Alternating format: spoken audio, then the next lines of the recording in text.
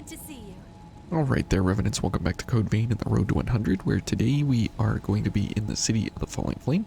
And as it seems most appropriate as we walk our way through this flaming city, I do believe that Yakumo is the one that we do need to bring along with us, just because of the fact that he and Emily have a long shared history with each other, and he seems to be the one that is most prominently discussed in all the cutscenes, and like his involvement in this area, it seems to be the most appropriate for everything that's going to happen.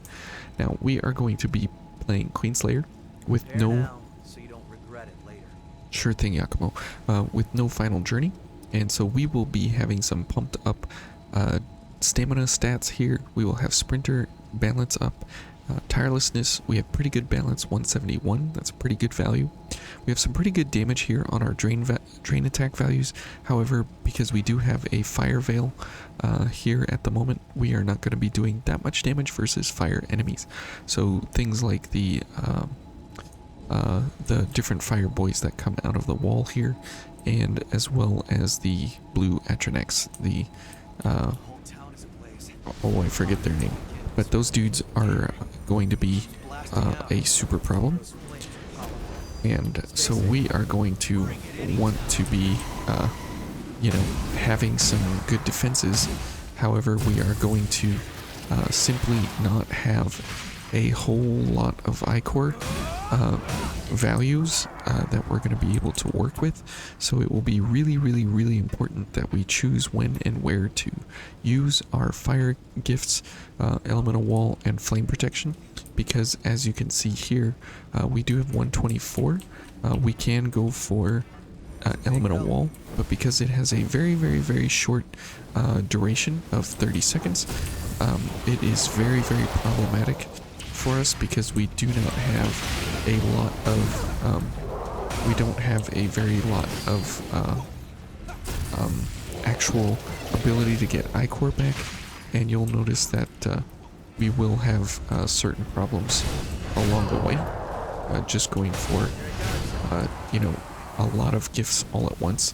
So this is not one of those build setups that would be, you know, super great to continue you know, engaging with different areas, because of the fact that you know, we're gonna have great ability and setup for, you know, one or so different enemies and stuff, but as we continue on with the different enemies in the different areas, you'll notice that we will have some super problems just with the fact of how we are going to get iCore. And so it is really important that we conserve our iCore for specifically the flame protection itself, and we're going to have to figure out how to actually make that work, just because of the fact that we're not going to have a real sense of actual iCore recovery at any point in time. And so it will be really important that we pay attention to what enemies we have against us and where they end up and show up, to make sure that we are getting the appropriate levels of defense at each space where we will need it. Okay, and this is one of those boys where obviously we want to keep our all of our gifts available. Sorry, Blazing Heretic, that's his name. Now we don't have enough defense here for this guy, but we will give it our best.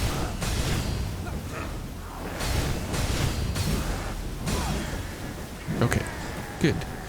But as you can see, our iCore levels are pitiful, and that was even with a backstab. So we are not in the business of having overwhelming amounts of iCore recovery here with this build setup, but it is something that we just have to conserve and pay attention to, more so than a lot of other builds. But you can see that with the with the amount of stamina that we have, and with Sprinter along the way, we have a really great ability to always have stamina available, because we can run out of attacks very quick, because we need a lot of running, and we need a lot of sprinting, Taking it easy on and the job?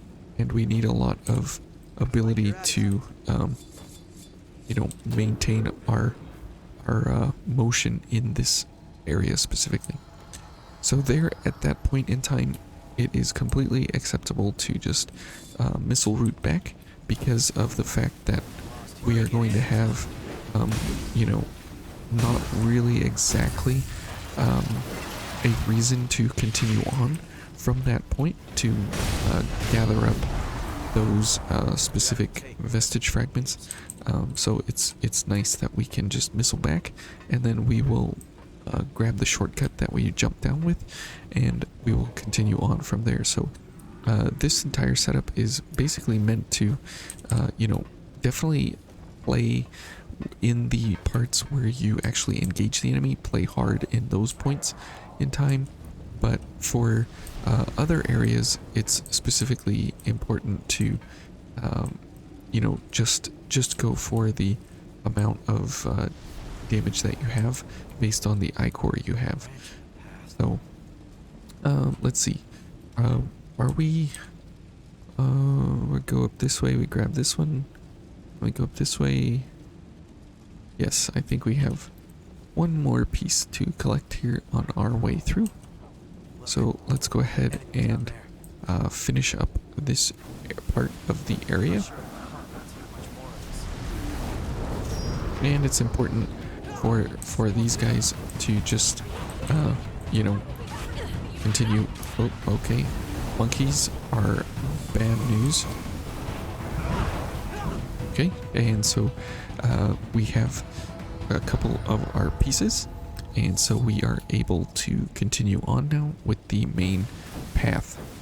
So very important to, you know, pick up the vestiges as you engage with the different areas, but it's more important to just get them and move on, because the actual vestige setup is pretty difficult, that if you do miss some of the pieces along the way, it can become very difficult to actually continue on with the actual parts where you need to grab up those vestige pieces, because coming back through here is pretty tough. Okay, so as we get through here to this point, you want to go for the gunner first and make sure he's not bothering you. Otherwise, you're going to have a really difficult setup here, because this guy will just be shooting you from the back, and it is no fun to engage otherwise. Now, you'll notice that we aren't using Cleansing Light very much, because it is 10 ichor, and my goodness, is it a pain to get all that ichor back, and it's only for 60 seconds. And you'll notice here in the cutscenes, if they play, we see Yakumo, and he's the one that this entire area focuses on, so it makes a lot of sense that Yakumo is the star of the show here. And you'll notice that when we come out of the vestige, we are focused on Yakumo, and so that is where it makes me believe that he is the one that is most of importance here. Okay, so let's go for all out fire defense here. Ouch. Okay, and you'll notice that we don't have any reason to be focused, so there's nothing we're looking for there.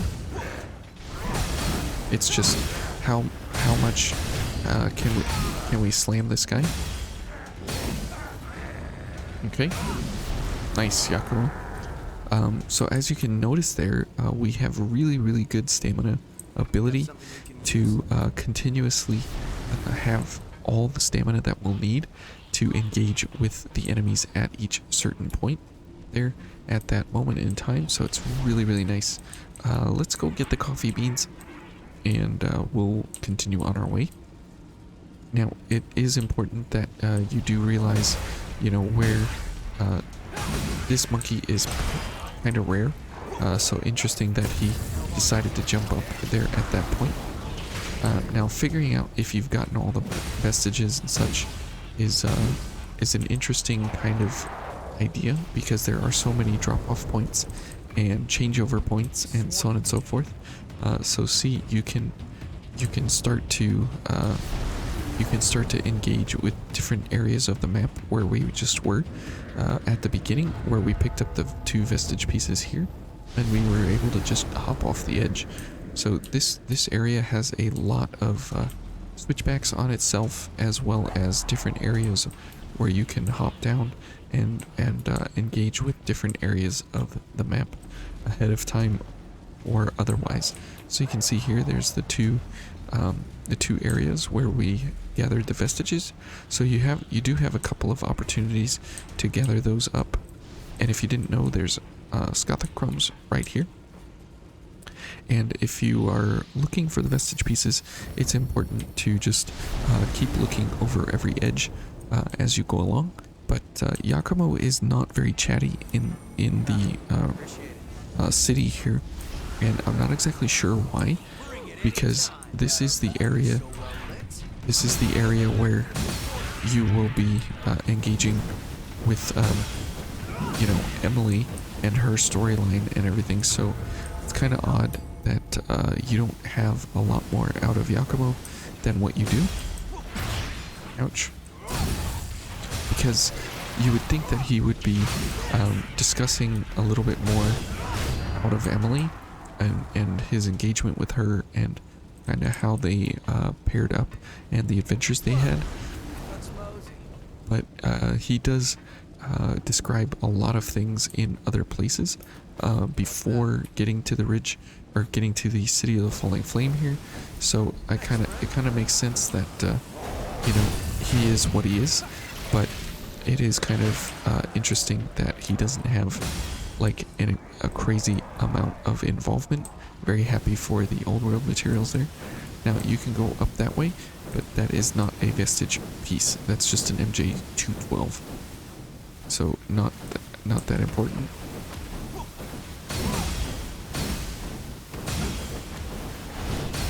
Alright, but Yakumo is a great partner to have come along for some of these different areas. But he does have some serious issues as we engage with these different areas. Oops. I think I just like rolled through that somehow. But it's interesting how he goes about engaging with these different areas and with the different enemies and such.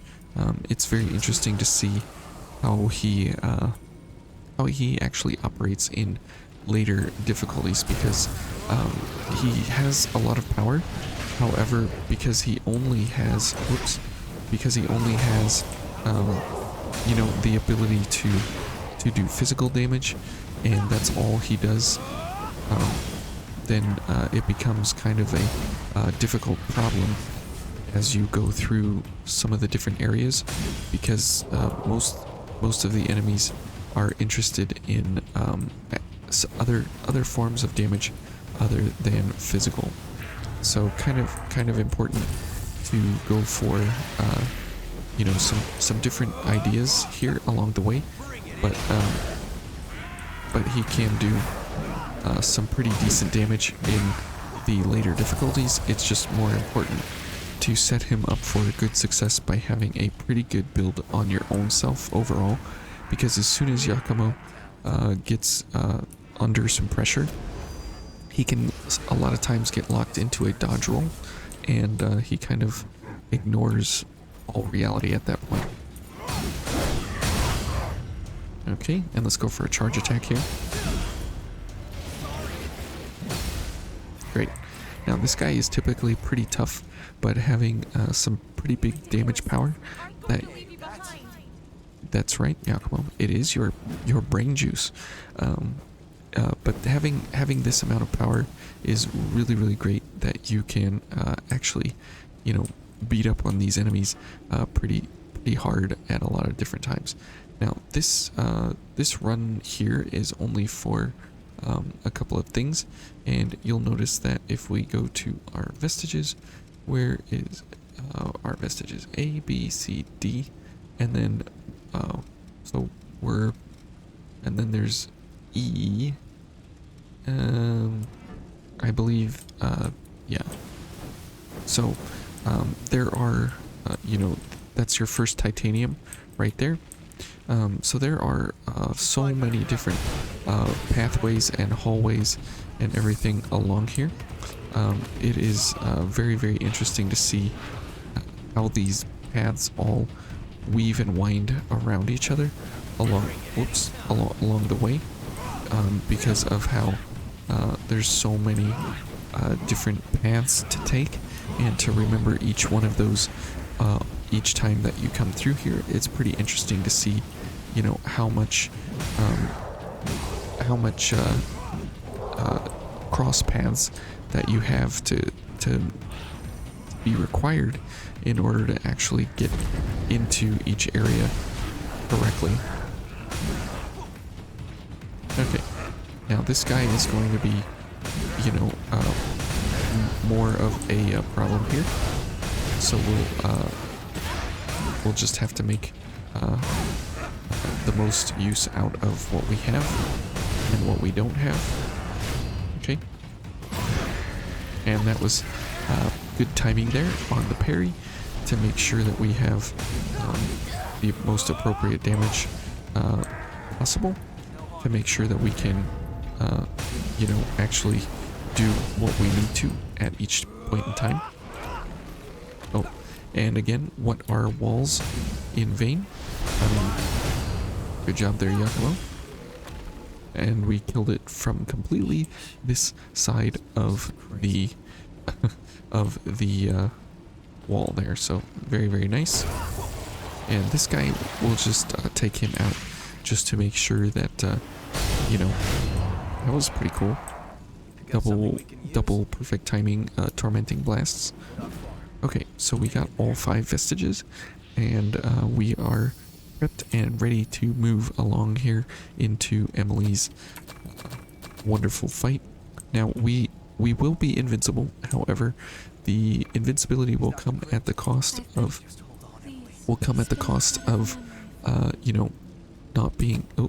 not being able to cast our invincibility all the time. It's just because of the matter of the lack of iCore ability and recovery. Now we could go for a Devour version on our weapon, which would be a pretty good idea. Excuse me.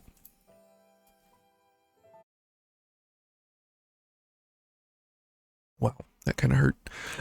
But it's really, really good to pay attention to our iCore as we go along here, because that is where most of our survivability, well, actually all of our survival will come from. So make sure you pay attention to that iCore count in the bottom left corner, and we'll go through about halfway here, and we'll see how this actually turns out with invincibility, and how often we are actually invincible, as compared to if we go for a Devour version of this weapon blade. Just because of the fact that whoops, and you can see here that we will have some kind of iCore.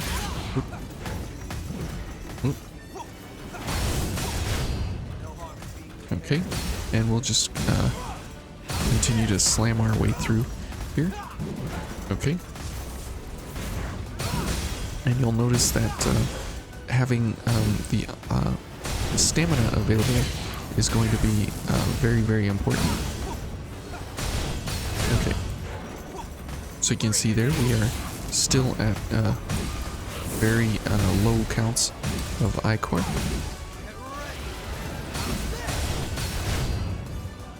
Okay, so there we end phase 1 with like 8 iCore, and we have we have kind of enough ichor to keep everything going except cleansing light. There's just not a good opening there for us. So if we go for the Devour version, you'll notice that these have about the same amount of damage, and they're very similar in their counts of you know, how much damage you do at each point in time. Okay, so as we get moving here, we'll definitely go for these same gifts, and then we'll continue on here. Whoop. And you'll see that we're still invincible, right? But it will be, it'll become so very apparent that we will have you know, so much more ichor that we'll be able to you know, do things like this, where we will be able to get all of our ichor back, and we'll be able to you know, keep all these things going here. Okay, and so we end phase 2 here, or phase 1, with the same amount of ichor as we had before, but you can see that we have so much more ability to you know, keep our ichor at high levels as compared to the frost version. Oops. Okay. And there's another point where you know, having the amount of ichor necessary is important. Okay, good. And we'll go for a couple of attacks here, and we'll be able to finish her off pretty easily. And so having the Devour version is much more preferable, just because of the fact that you can keep all your gifts going at 100% uptime, and you don't have to really worry about, you know, which kind of setup you're going for, and which gift you're actually going to use, and you can just use all of them instead of having to choose and decide you know, which gift you're going to prioritize instead of other ones. Okay, so we saved Emily, so that's great. Mito's impressed, and Yakumo is thrilled. So if you come back here with Yakumo at certain points, you can have him talk. Yakumo, you came to visit. Yep. You get different discussions. Yakumo, you came to visit. Just because of the fact that you brought Yakumo. So, best cat waifu is alive and well. Yakumo, you came to visit. And she is ready to go. So we can talk to her. And she gives us some Yakumo, did you make me some onigiri? some nice cutscenes here with As many Yakumo. as you'd like, though. Things you have to do to get rice these days. Hooray! I can put up with anything as long as I have these. Thanks for going out of your way for me. Take good care of yourselves, you guys.